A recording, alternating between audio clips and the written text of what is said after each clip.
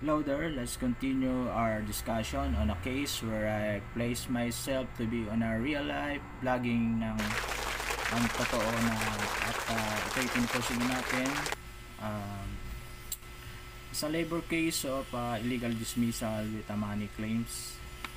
Pero bago ang lahat, don't forget to subscribe on my channel. This is What Mike Say Vlogs. Please push the notification bell para updated kayo sa aking mga videos, and then you like and comment if you like din po. So what about my vlogs? This is What Mike Say Vlogs. Yung niche natin is about people and vlogs, music and tutorials. Kung updated kayo sa mga ibang videos ko, yung mga nag-follows na rin ang videos ko, so alam niyo na yung iba kong videos na about about labor related na vlogs or labor related content, yung about sa mga employer-employee relationships, and then sa pursuing of case sa labor. Ang vloggings ko about sa pinupursige kong case na matagal na, actually it's year 2014 pa, so wala namang kinalaman yung kasalukuyang administration ngayon kung ano man, dahil yung dati pa tong so wala naman tayong pinopoint out na tao. Ang pinopoint out ko lang dito is about yung makapagbigay lang tayo ng sharing sa and about opinion and about sa knowledge natin sa about real life na kinakaharap na mga ongoing cases sa labor o yung mga manggagawa na nagkakaroon ng mga pinupursiging kaso sa labor o hindi man sa kaso, dahil meron din tayong about content about sa public attorney's office on how to file case on public attorney's office, and then how to file grievances sa NLRC dole. Ang i-discuss ko lang ngayon is about yung final decision, how the final decision of a case ay nagiging matibay, at paano nga ba nangyayari na yung process ng final decision.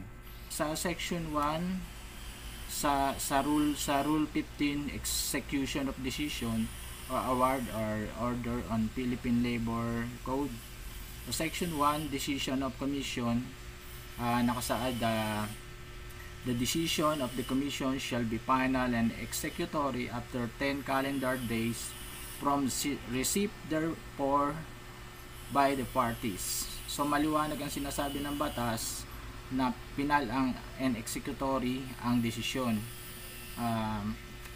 Kung halimbawang after ng mga hearing at nagkaroon ng desisyon, 10 calendar days na process ito at hindi naman nag-apela yung kalaban, at kung nanalo man yung nag-file, then ito after na magkaroon ng writ of execution, ito ay mapapinalize, and then nag-enter na yung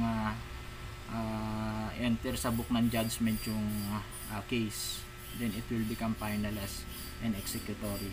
Then kung hindi ito na-execute, dapat i-execute ito ng Labor Department mismo by sheriff, execute, and then para mabigyan ng notice ang kabilang panig na natalo, para mabigyan ng manggagawa, mabigyan din ng notice at mabigyan ng ayon na sa desisyon yung claim ng hinihingi ng manggagawa. And then after 60 calendar days, dapat nakapag-issue ng certificate of finality ang NLRC o yung arbiter. Dapat naibibigay ito sa magkabilang panig para manotice naman na talagang nagkaroon na ng decision, and then manotice nila na kung ano yung dapat gawin ng kabila, then yung nag-file din ano yung dapat na niyang gawin, para kung mayroon mang legal remedy pa na dapat ayusin, ay maigawa din ng kung may abogado man siya, mai-file din nila. Katulad nung baka may mga legality pa sa pag-claim, katulad ng pag-enforce ng decision.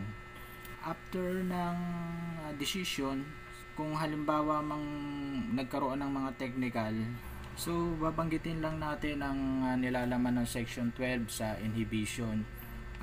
Sinasabi rito, a labor arbiter may voluntarily inhibit himself on the resolution of a case and shall to state in writing the legal justification therefore. So on section 14, ang content of decision ay una yung A, yung facts of the case. Dapat nakalagay doon yung facts of the case, yung content ng kaso, and then yung B, yung issues na involved, kung ano ba yung mga issues about the case, and then yung C, yung applicable law of rule na nai-apply, and then yung D, yung conclusion and the reasons together, kung ano ang nangyari, kung ano yung naging conclusion and the reason na mga naganap sa kaso, and then yung E, yung specific remedy or relief granted in case monetary award. The decision or the order of the labor arbiter shall contain the amount awarded. So dapat nakalagay dun kung ano yung naging decision, yung remedy and relief granted, kung nagkaroon man ng talo or panalo, and then dapat mag-grant ito, and then magkaroon ng finality. Alright, and then sa tinakbo ng kaso, kung halimbawa mang nagkaroon na ng final decision, so paano naman nagkakaroon ng appeal o yung apela? So sa rule 6 appeals section 2 grounds, paano nagkakaroon ng pag-aapela? Nakalagay sa una, sa section 2, yung grounds ng pag-aapela is una, A, is there a prime facie evidence of the abuse of discretion on the part of the labor or regional director. B, if the decision, resolution or order was secured through fraud or coercion, including graft and corruption. C, if made purely on question of law and or. D, if serious error in the findings of facts are raised which is not corrected would cause grave or irreparable damage or injury to the appellant. Dito lumalabas yung mga nagiging dahilan ng apela. So pasensya na kung hindi ko natatagalog dahil medyo ni-research ko pa tong yung mga ibang content nito dahil on English. Alam naman natin na pag sa law may mga English sa talaga sila na hindi talaga pwedeng i-convert din sa Tagalog. So mas maintindihan din mismo kung talagang yung mismong nilalaman na ng mismong batas ang naipapahayag ko sa inyo, but in English language. On finality of decision, sa section 14, finality of decision of the commission and entry of judgment, it become executory, then it become entered in the book of entries of judgment, and then within 60 days in issuance of entries of judgment, mamimil na to sa atin or sa inyo, and then sa kabilang panig. And then paano nagiging certified bang cases? Sabihin ko lang dito yung sa rule 9 section 1, policy and purpose. It is the declared policy and purpose of certification of labor dispute for compulsory arbitration to ensure and maintain industrial peace based on social justice and national interest by having a full and complete settlement or adjudication of all labor dispute between the parties, as well as issues that are relevant to or incident of the certified issues. Malinaw po ang nakalagay doon. And then kung halimbawang natapos na rin ang pagpapatupad, kung hindi ito na ipapatupad sa labor, sa commission, so ano po ang nangyayari? Nagkakaroon po ng tinatawag na indirect contempt na pwedeng maisampa or direct contempt sa mga lumalabag, sa mga ayaw magpatupad ng desisyon, dahil ito ay pinal na. Ang pinal na desisyon ng korte ay dapat final and executory at dapat na ipapatupad.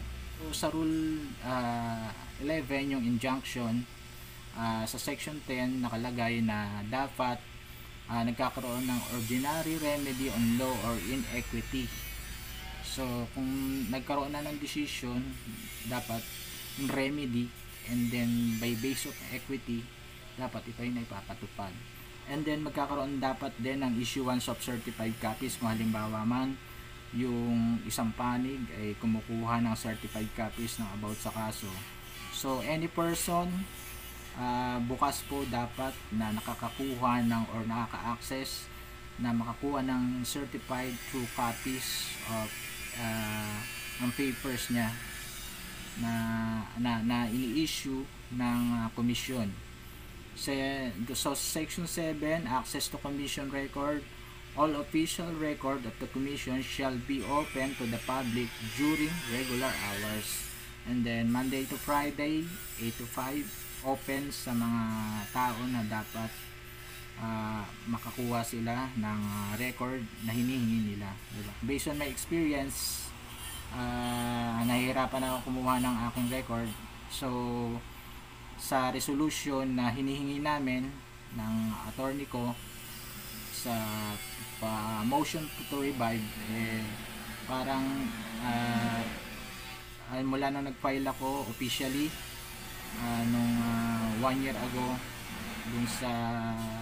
dun sa opisina ng docket, hindi ko pa rin nakukuha hanggang ngayon. So hindi ko po alam kung bakit.